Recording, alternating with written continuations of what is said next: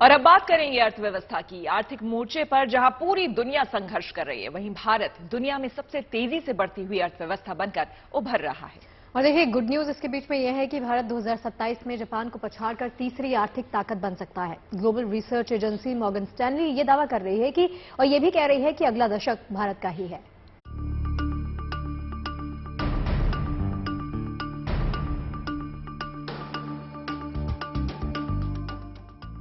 हिंदुस्तान के लिए खुशखबरी है। आर्थिक मोर्चे पर देश के लिए एक शुभ समाचार आया है।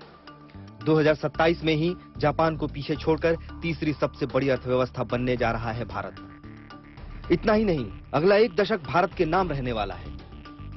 ये दावा हम नहीं कर रहे हैं, ये तो भारत की इकोनॉमी की रफ्तार से अभिभूत होकर दिग्गज global research agency Morgan Stanley कह रही है कि 2029 नहीं बल्कि 2027 में ही आर्थिक मोर्चे पर भारत जापान को पीछे छोड़कर तीसरी सबसे बड़ी अर्थव्यवस्था बन जाएगा।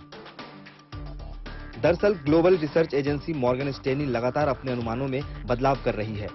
मॉर्गन स्टैनली ने महज एक हफ्ते पहले अनुमान लगाया था कि भारत 2029-30 तक जापान को पीछे छोड़कर दुनिया की तीसरी सबसे बड़ी अर्थव्यवस्था बन जाएगा।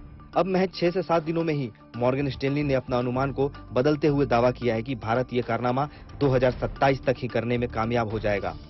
जबकि एक हफ्ते पहले के अनुमान में 2027 में जर्मनी को पीछे छोड़कर चौथी सबसे बड़ी अर्थव्यवस्था बनने का दावा किया गया था।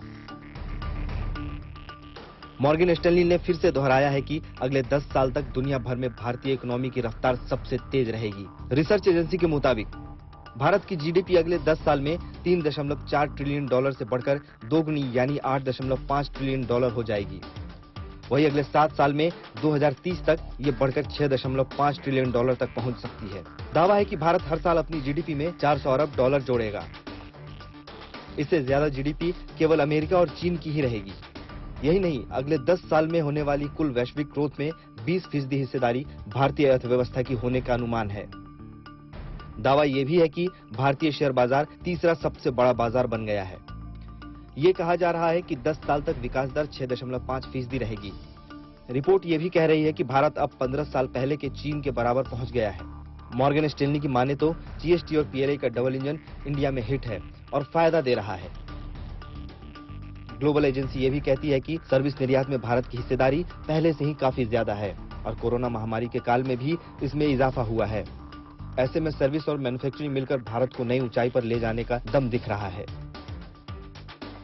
और आर्थिक मोर्चे पर ये संकेत बखूबी मिल रहे हैं कि आने वाला वक्त हमारा है।